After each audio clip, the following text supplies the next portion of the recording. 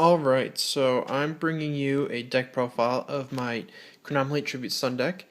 So this is an idea I had the other day, and it's got some interesting synergy between the Chronomally engine and the Tribute Stun monsters. So I feel like it works pretty well, and I'll get into a little bit of that synergy when I get to some of the specific cards. However, I feel like at the moment, at least, it's not quite as strong as regular Chronomalies or Chronomaly artifacts.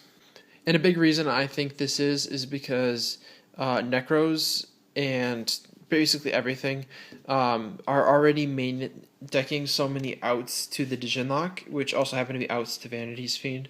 The main reason why I would want to do this is because Vanity's Fiend is so good against a lot of decks, but mainly Necros. And I mean, I have auto won games against Necros playing this variant, so it does have that. And I definitely enjoyed playing it, so thought I would show you guys. So 3 Neberdisc, this is Stratos of the deck. Also, the fact that it can special summon itself gives you like tribute fodder basically for the Vanity's Fiend and Majesty's Fiend. You can't activate effects that turn besides Chronomaly effects, but those monsters are good even without their effects, so that works nicely. The only problem with that is you need a Chronomaly monster already on the field to activate that, so it's not quite as good as Treeborn Frog, but you can still play traps, unlike with Treeborn Frog. Triple Golden Jet, and this is just like Chronomaly engine stuff. Increasing your levels to make level 5 stuff.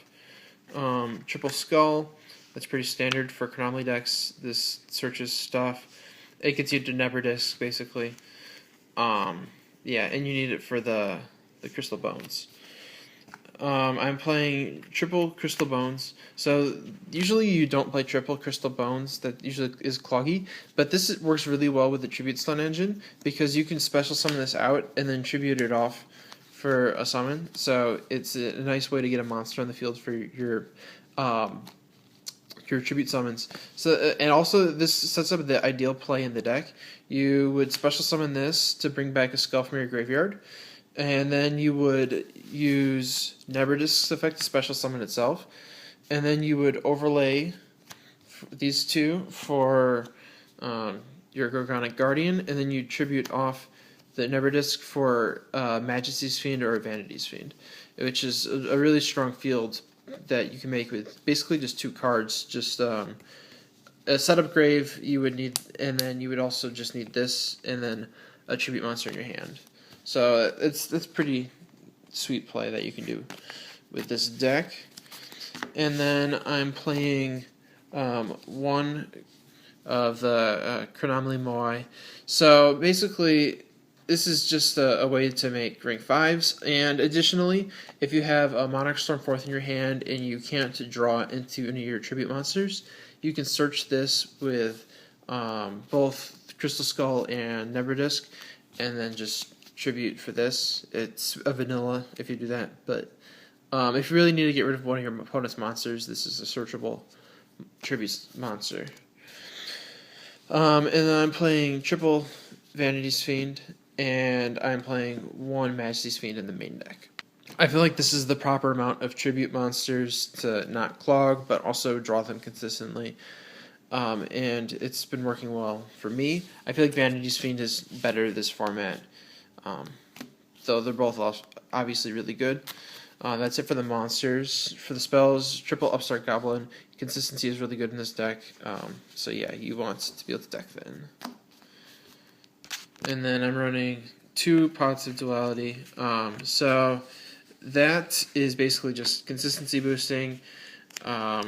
It conflicts a little bit with the special summons, but there's lots of times where you don't need the special summon, so you just use this. Double Lance to help protect your Tribute Stun monsters, and this deck actually plays a lot of boss monsters besides the Tribute monsters, just in the extra deck. So I feel like Lance is really strong play in Chronomalies. More so than other decks, and I've always liked Lance. Triple the Monarch Storm 4th, so really great monster removal, easy way to summon your Vanities and Majesty's Fiends. And like I was saying earlier, you have a searchable tribute monster. One Pyramid Eye Tablet. This is an out to lots of things like Winda and the Digilock. Yeah, 800 attack is actually a lot. I usually don't like playing cards like that, but it's pretty good. And then playing one Regeki, one Book of Moon, and one Soul Charge. Pretty much just staples. These two I feel like are just okay. They haven't been that great really in this deck, but there's not really too much else that I wanted to add in. I don't feel like the deck space in here is super tight. Triple Mind Crush, just a good trap. It's really good, this format. Fiend's Chain, another good trap. Effect negation is good right now, and also if your opponent somehow gets a monster that can potentially attack over your Vanity's Fiend or something, you can just stop it from attacking. That's nice if you like lance them, for example. Lance your monster, I mean, to protect it from like a Regeki, and it would only be 1600 attack. And then one of traps, Compulse, Warning, Ring, and Vanities, probably the 4 best in my opinion. And then the extra deck space is really tight in here. There's so many good options you can run with the levels and typings of your monsters. So 2 of the Gorgonic Guardian. This is the only level 3 you run, or only rank 3. This is just really amazing. So if you don't know what it does, during either player's turn, you can target one of your opponent's monsters, change its attack to 0, and if you do, negate its effect, and that lasts till the end of the turn. And during your turn, there's a trigger effect. You can target one of your opponent's monsters that has 0 attack and destroy it. So this is like a giant hand, but better, basically. The only reason people don't use this is because you need rock monsters, and your level 3s are rocks. So this is just an amazing rank 3 monster.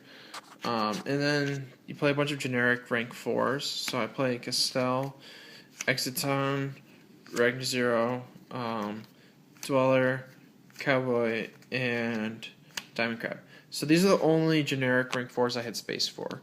The one that I'm missing that I usually play is 101. I feel like you have enough extra deck monsters who do similar things to 101 where you can cut it. Yeah. Playing the Chronomally Chateau Hyuk, however you pronounce that. So this needs 2 Chronomally monsters to make, and this is another one with a quick effect. So during either player's turn, you can reduce your opponent's monster's attack to 0. So that's really nice. So like if they try to attack this, not knowing it does, you can just reduce their attack to 0, and their monster dies because this is more attack than 0. It's 2000. And also during your turn, you can tribute a Chronomally monster to. Let me see. Choose a monster whose current attack is different from its original attack and destroy it. So this is very similar to the rank 3. This one's not quite as good though, but this is a 4. So and it's also a Chronomally monster, which is handy with Never Disc.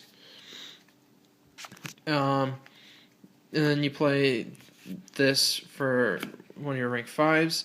So this one is if your opponent's monster has attack that's different than its original attack, you can inflict life point damage to your opponent equal to the difference, and then this monster gains that much attack. So this is like really good for OTKs, and it works really good in combination with this.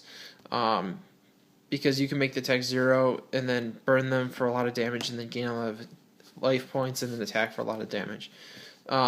There's a combo that you can probably look it up on other Chronomally videos. You can pull off with those in one turn for like an OTK.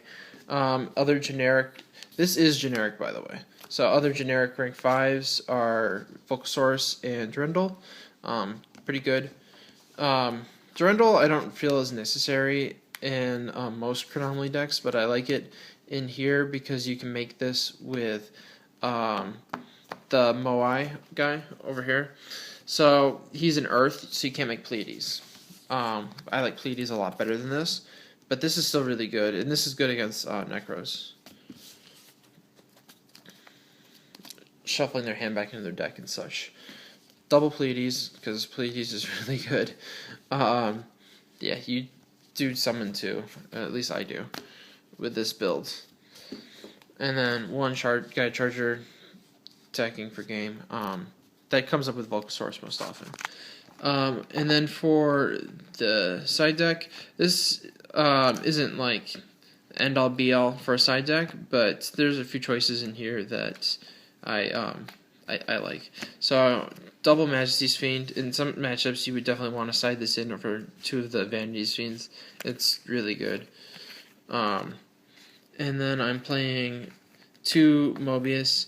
This is because I wanted to side something in that was good against Cliff Forts. So pop to the back row. That's pretty good. It's too hard to side out the Tribute engine in this. I'm siding a bunch of Cliff Fort hate because it's a tough matchup for Tribute Stun.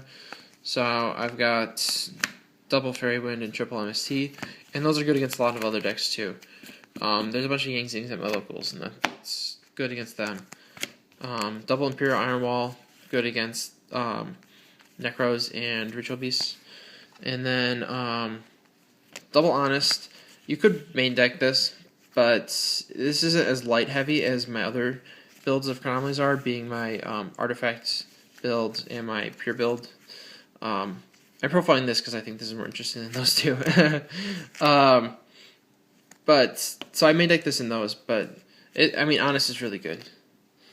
And then 2 Mexi, which is pretty self-explanatory.